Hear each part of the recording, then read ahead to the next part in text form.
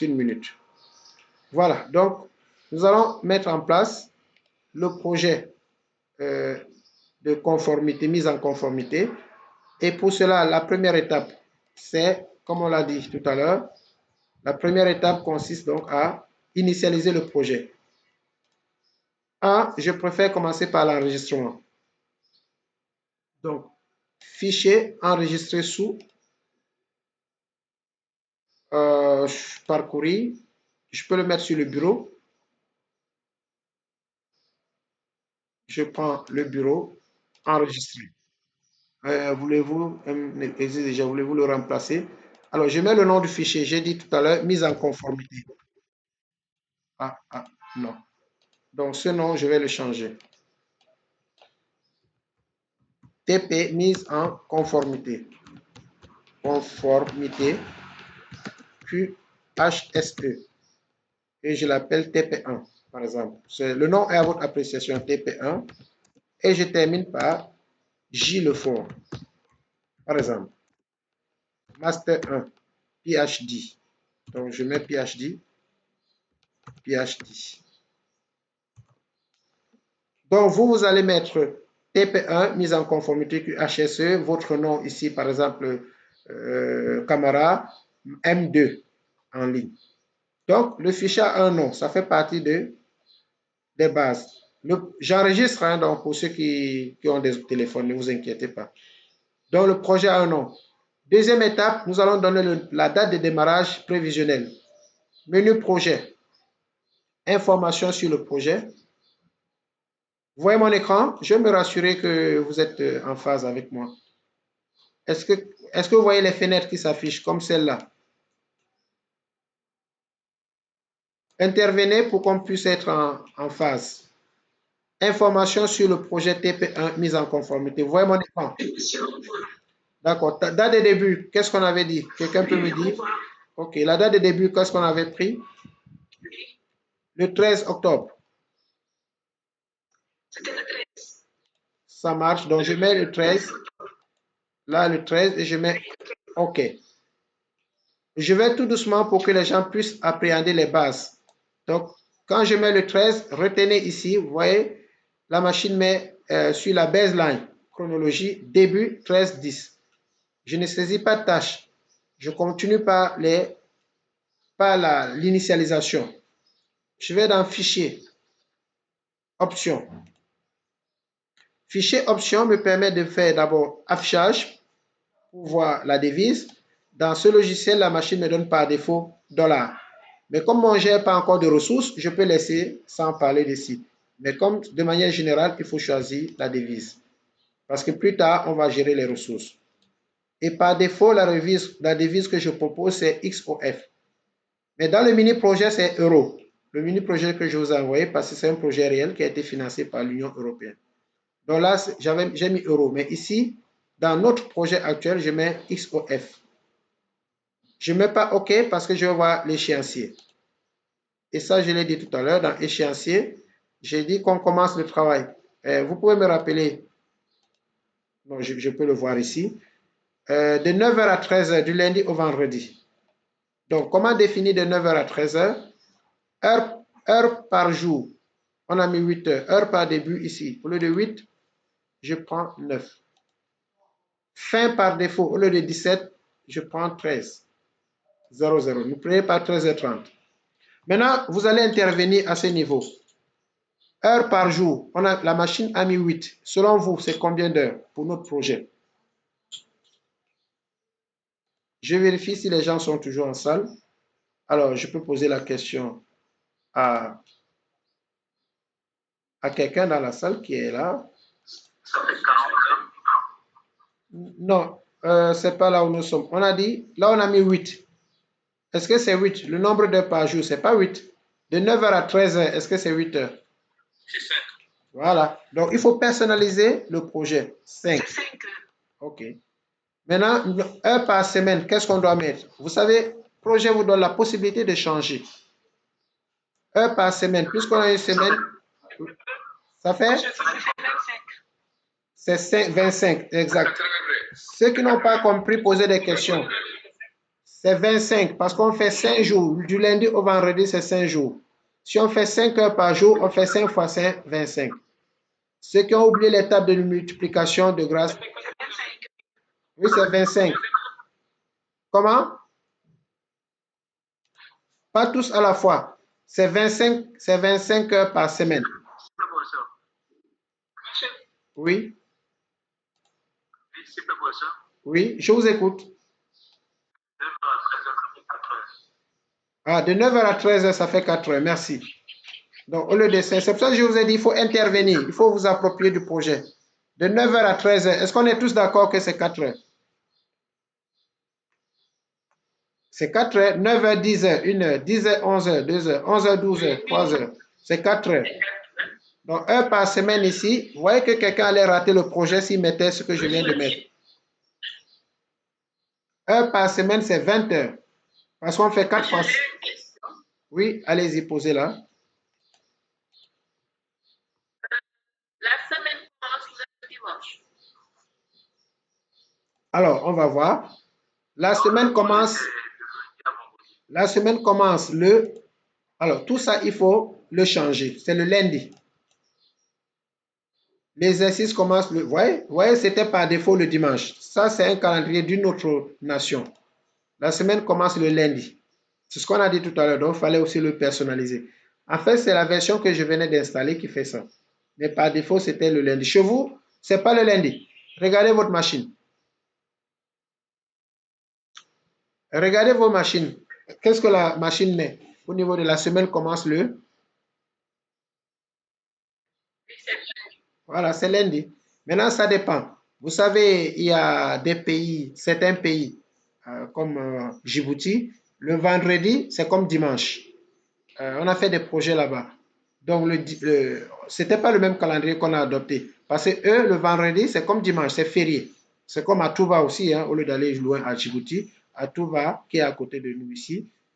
Le vendredi, c'est dimanche. C'est comme dimanche, c'est-à-dire qu'il n'y a pas école, il n'y a pas comme certains pays arabes. Donc, dans ce cas, si on a un projet là-bas, on ne va pas faire du lundi au vendredi. Le samedi et le dimanche sont considérés chez eux le jeudi et vendredi. Ils travaillent samedi, ils travaillent dimanche. Donc, à vous de personnaliser le projet. Si je vous donne un projet de ce genre et je dis le samedi et dimanche sont considérés comme les jours ouvrés et c'est vendredi qui est le dimanche et jeudi qui est le samedi. Donc, dans votre projet, le travail va commencer quand? À vous de réfléchir. Donc, ceci étant, ce qui est intéressant, c'est de comprendre dans quel pays vous faites le projet et quelles sont leurs contraintes de temps. Maintenant, le projet démarre quand? Il y a des projets qui démarrent à 8 heures, qui finissent à 17 heures. Ça dépend du projet. Moi, par défaut, ici, j'ai proposé 9 h, 13 heures. Vous faites la durée entre les 2 heures, c'est 4. Heures par semaine, vous multipliez par 5, ça fait 20. Ceux qui ne comprennent pas le 20. Jours par semaine, c'est une moyenne. C'est aussi 20. Après avoir fait ceci, vous mettez OK. Ça fait 8 minutes d'enregistrement. Qu'est-ce qui nous reste? C'est définir les fériés. On est toujours à la phase initialisation et paramétrage. Pour les fériés, vous allez sur le menu projet, modifier les horaires de travail et exception. Vous avez semaine de travail qu'on ne voit pas tout de suite, c'est quand on va attribuer les calendriers aux ressources. Exception, je mets ici Noël, comme on l'a dit, Noël, avec espace 2025, par exemple. Début, le calendrier s'affiche gentiment et... Oui? Oui? Il n'y a pas de souci.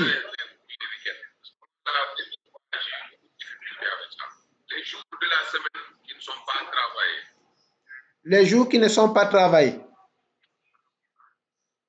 Oui, les jours qui ne sont pas travaillés.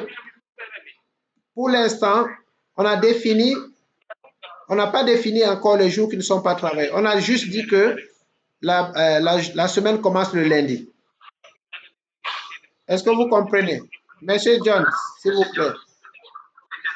Monsieur John.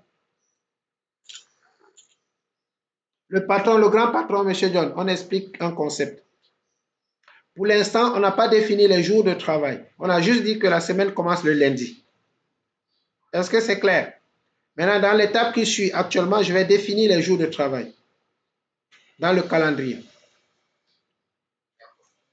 Alors, étant dans le calendrier ici, j'ai fait projet, modifier les horaires de travail. Je vais d'abord définir les 2 fériés et après, j'irai dans semaine de travail.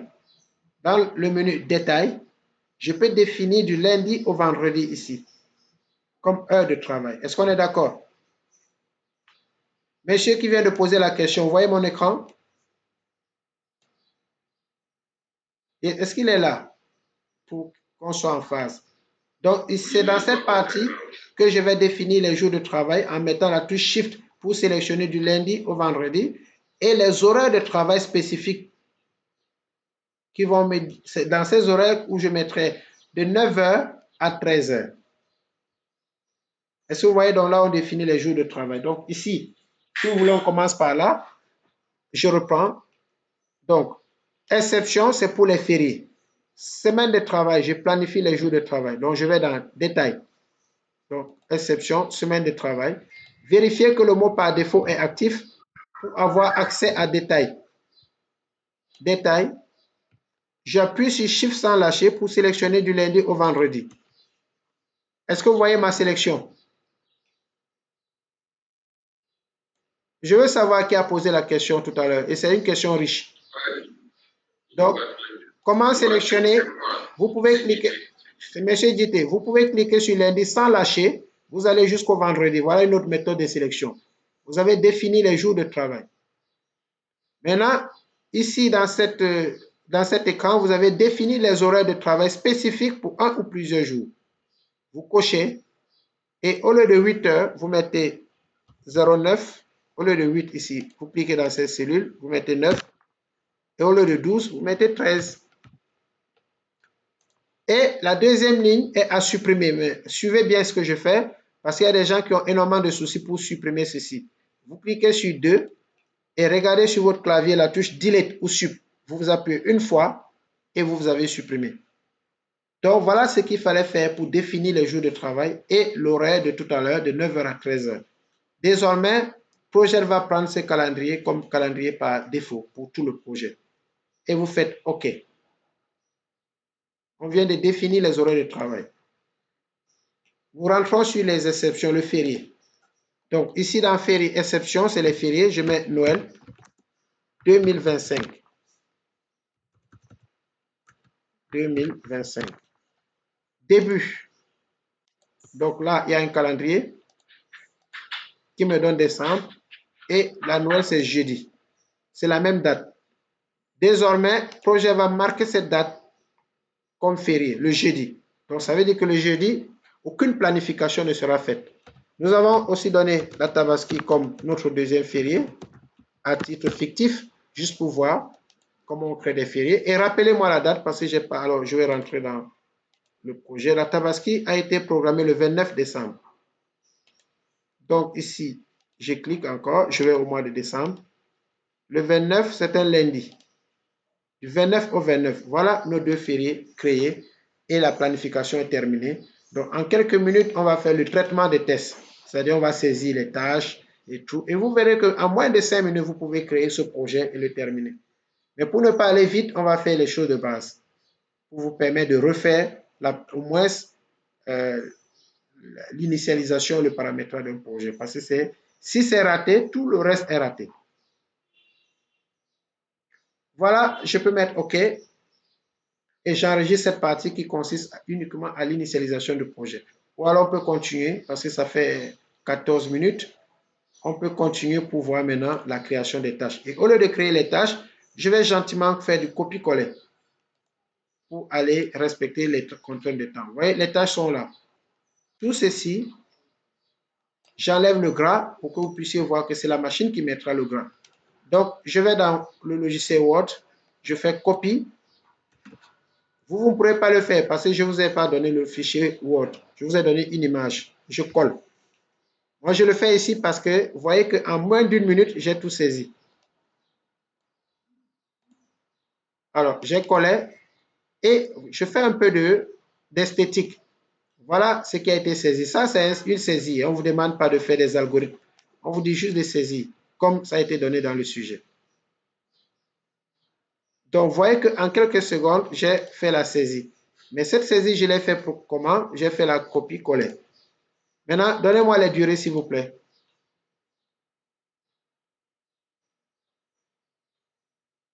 Donnez-moi les durées, s'il vous plaît. Comme ça, je vais interroger peut-être quelqu'un dans la salle qui peut me donner les durées, qui a le sujet. Interrogeons M. JT. Vous pouvez nous donner les durées, s'il vous plaît? Si vous voyez mon écran. Donnez-moi les durées, s'il vous plaît.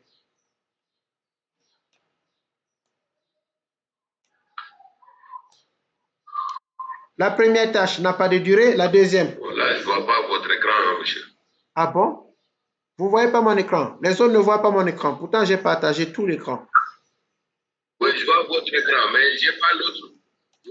Non, l'autre, mais l'autre, j'avais dit de capturer, l'écran. J'avais dit de capturer et j'ai donné un fichier depuis hier où il y a les durées. Je l'ai envoyé, Dieu m'accorde l'a partagé dans le groupe. On peut y aller? Oui, allez-y. On peut y aller? Oui, je vous écoute. Ok, je l'ai trouvé. Hein. On peut y aller, monsieur, celui qui a la parole. Initial de conformité. Oui. 3 jours. 3. Vous voyez ce que vous allez faire. Vous mettez juste 3. Audit initial de conformité, 3 jours. Ok. Suivant. Suivant.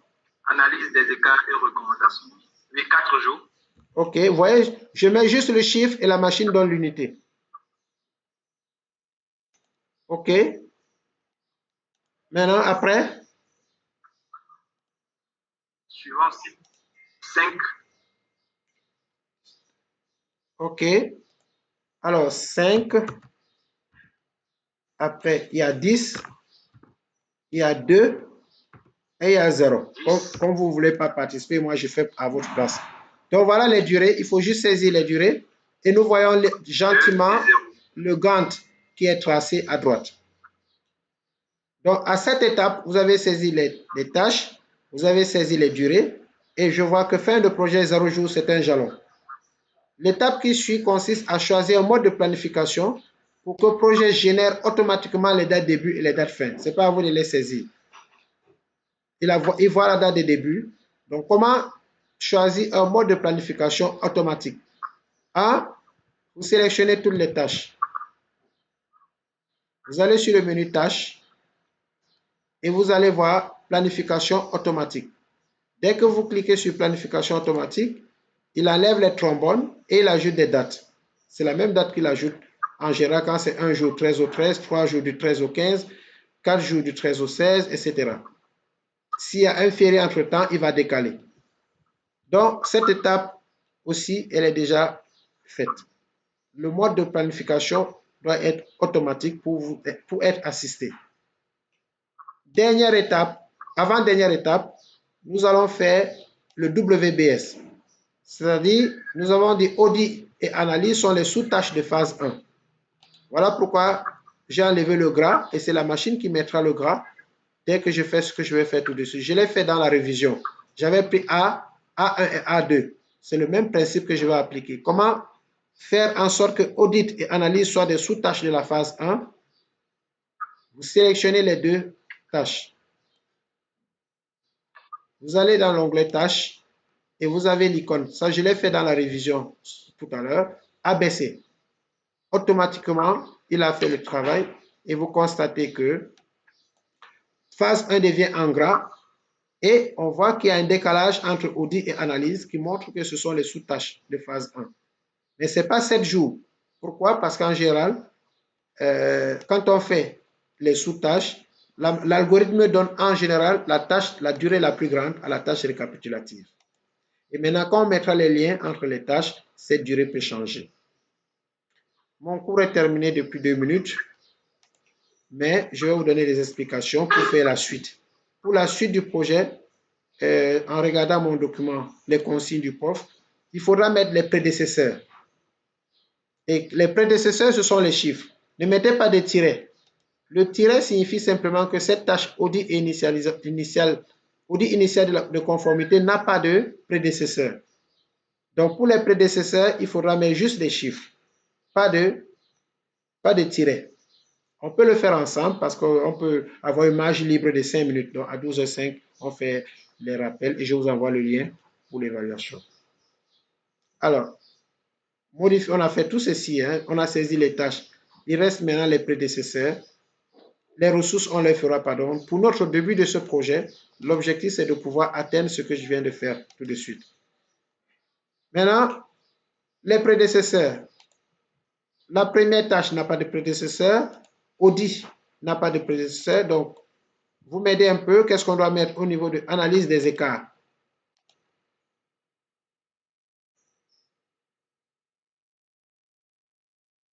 Alors, analyse des écarts, comme vous donnez un peu, c'est 2 et le reste est 145.